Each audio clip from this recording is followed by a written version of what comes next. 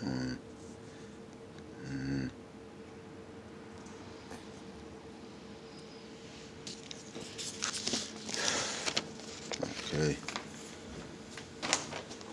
Okay. Getting back. Okay, so excuse me for the technical difficulties that we experienced earlier, but going over some terms that healthcare professionals can use. Hold your breath, detene la respiración, or aguanta la respiración. The verb in its infinitive form is aguantar, but when you use it to somebody else, you would say aguanta la respiración. Hold your breath. Aguanta la respiración. La respiración. Okay? And I would recommend that you use this channel as your source for learning healthcare terms, because if for healthcare professionals, if you learn your terms from your coworkers who may happen to be Spanish speaking, they could guide you in the wrong path to, send you flying off a cliff. But if you get the gist of what I'm saying, so I would recommend that you come here for your daily Spanish speaking terms. Okay. Now, what's another word? Okay, lung, right? Lung. This is another word. Lung, right? That's in English. L-U-N-G. L-U-N-G. And lung en español quiere decir pulmón. Pulmón. Pulmón. Okay? P-U-L-M-O-N. N. P-U-L-M-O-N. Pulmón. All right, so we have two terms, pulmón and hold your breath. And what else do we have? What's a good word? What's a good word? Take a deep breath, right? So in English, you would say, right, take a deep breath, right? And in Spanish, right, an exclamation mark. And for people who do not speak English, T-A-K-E, right? Take. Deep, D-E-E-P, breath. B-R-E-A-T-H. This is an exclamation point, all right? This is the exclamation point. Exclamation point. Exclamation point. All right, that's called an exclamation point. All right, now in Spanish, right, take a deep breath would be respira profundo. Okay, so it would be respirar, right, profundo. But when you're saying it as a command, you don't say respirar profundo. You say respira, because you have to conjugate the verb. I went over conjugations of verbs. You would just say, right, you would cross out the AR, and you would say respira profundo. Respira profundo, okay? You got that? Okay, respira profundo. Okay? You can practice it, say it, tell it to someone. Respira profundo. Okay, what else? What's the other good word? I'm trying to think of something that would be good that you can use every day. I don't even know that, so to exhale. Oh, okay, I guess this is good. Okay, to exhale. This is the word in English, right? This is the verb, to exhale, right? That's in English, T-O-E-X-H-A-L-E, to exhale. And in Spanish, it's exhalar. Exhalar in the infinitive form, en la forma infinitiva, right? But si usted está diciendo a alguien, if he's telling it to somebody, it's exhala. If I'm wrong, someone correct me, because I'm not perfect in Spanish. It's not my first language, but you would say exhala, okay? Exhala. Exhala, to breathe out. Eso quiere decir, to exhale. Eso quiere decir, voy a poner en inglés. Exhale, to breathe out.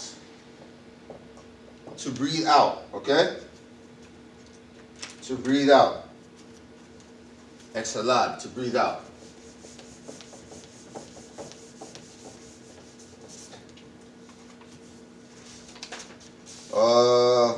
What else? I'm trying to think. To breathe out. What's another good word? Okay, this is good. It's the word is phlegm. So I'm gonna write this in English. Phlegm, right? Phlegm. We all know what phlegm is when you have it in your throat, and phlegm and the definition for phlegm, right? It's thick, sticky,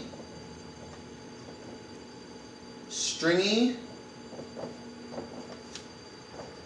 mucus, secreted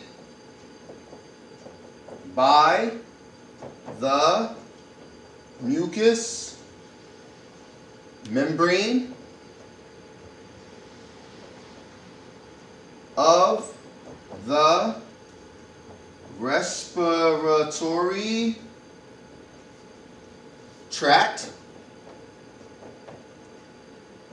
as during a cold or other, correct, respiratory infection. Okay, respiratory infection. It's called phlegm. Okay, that's phlegm. And in English we say phlegm. Está escrito así. Ahí, espérame. Phlegm, ahí. Esa es la palabra. P-H-L-E-G-M. So, thick, sticky, stringy, mucus secreted by the mucous membrane of the respiratory tract as during cold or other respiratory infection. I'm not going to translate all that in Spanish, but I will translate the word phlegm. And in Spanish, right, phlegm, ahí.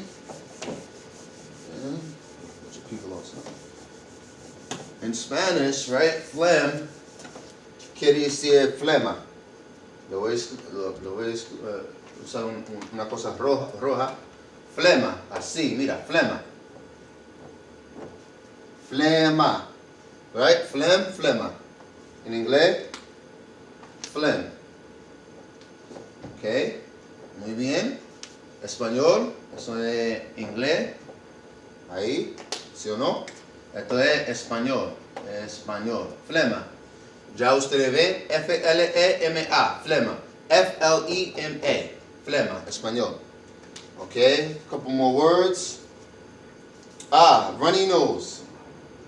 Okay, we're going to translate runny nose. Okay? Runny nose. Runny nose. Right? This is English. Runny nose. Okay, the ghetto term for runny nose, I'm not going to say ghetto term, but a term that they use like in Spanish-speaking neighborhoods and community, they say mocoso. Right? That's not, runny nose, mocoso. Runny nose, and the ghetto term for runny nose, right? The ghetto term in Spanish. Well, it's not ghetto. I'm not going to say ghetto. It's another word. I just can't think of it. It's mocoso. Mocoso. A runny nose person would be a mocoso. But the proper term for mocoso is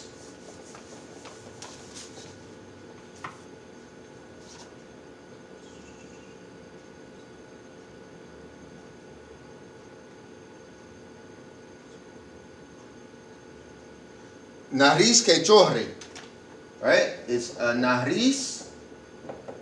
If you want to sound professional, if you want to sound educated, if you want to sound, I don't know, quote unquote Colombian. And shout out to my Colombians. I love y'all, for real. But I don't know. I hear that Colombians speak extremely proper. As a matter of fact, one of my right-hand men from high school taught me a lot of Spanish, man. Danny, if you out there, man, call me. All right, nariz que chorrea. Nariz que chorrea. Or nariz que oscure. A condition of having excess amount of mucus in the nose and runny nose. Okay, nariz que chorrea. I never even heard that word before, actually. I never heard this word, but evidently that's what it is. Narriz que chorrea. Or you can say mocoso. So you can say nariz que chorrea or mocoso. I don't know. ¿Qué sé yo? Alright? Mocoso or nariz que chorrea. And, okay, what else do we have? We have, watery eyes. That's a good one. I'm going to leave you with that, and then I'm going to teach another lesson in another class, right? But watery eyes, correct? Watery eyes. And watery eyes would be ojos llorosos. Ojos, ahí, ¿sí? Llorosos. Llorosos. Ojos llorosos. That would be watery eyes. Okay, persistent or excessive tear draining from the eyes. And in English, right, watery eyes, right, would be, okay, you would say persistent, correct?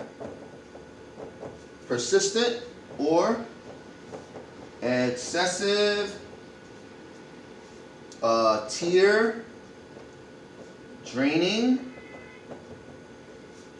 from the eyes. From the eyes. Persistent or excessive tear draining from the eyes. And that would be watery eyes. And that is my, that's what we're going to be doing for today. For Spanish, for the healthcare professional. All right, I hope you were all able to take this and use it in your daily endeavors, or on the work or job. And I hope that this 10 minutes was able to help you make the world a better place in a sense, right? And this is William McPherson, and I'll catch you on my next class on first hop redundancy protocols and my EIGRP and my network engineering class.